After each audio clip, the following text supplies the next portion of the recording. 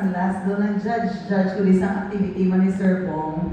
And kanami gid kay ang community diri bala, especially ang kabataan ng youth. Kanami gid very active sa sininga simbahan. And I really appreciate na siya niyan subong do nag do nagtutong sa amuning field kay laintig man ni Sir Bong kung gusto mo no. Kung gusto mo isa ka bagay, ginakatuan gid una-una do ginakulbaan kami ni tatay kay di siya lang mabiyahe from Talisay do wala pa kami wala lain niya sa duwa ka friends ni mo nagalagaw sa Bacolod siya niya more or less ginasugat dulong pananamon kay do wala pa muna kami kalat go get pero kay tungod na gusto niya wala kami mahimo go work man si tatay so matumato siya and kanami gid ako pa lang ito iyan napakita, I just don't know later kung ano gitman ang preparation. Kaya although na ga-practice din man siya, pero though hindi kami masyado ikabalig sa balay. Nag-practice din sa Sir Bong, ara kami. Gatago-tago siya siguro since pagpulit niya, wala na kami sa balay. Siguro na siya nag-practice. So pag abot na mo, tulog na si Sir. Kapoy-kapoy siguro. O kung panginako na siya sa balay siya ng isa. Okay? Amo ni siya manami actually sa mga youth, especially those who are involved sa church.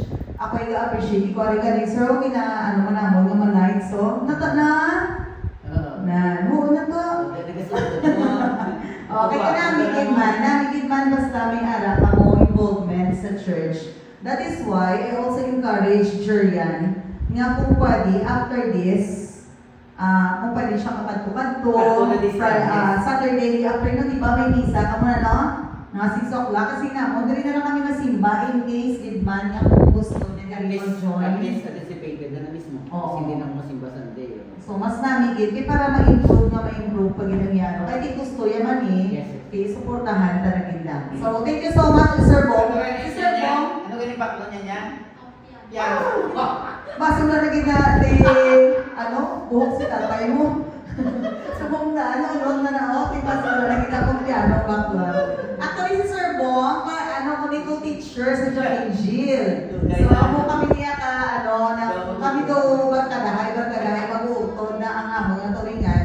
May mga times man isa hindi kami ka-communicate, pero basta lang mag-chat, isa lang niya one chat away. Ano ba lang ako siya Saan siya niyan? Actually, wala pa lang na bata. Dala niya kami na. Dahil doon sila pa rin sa mga friends pa na mo naggalan, galing kay Jurian, kung maadin naggaling si Jurian. Si Jerlyn, si Bungila, advisor sa iyo sa Talisay.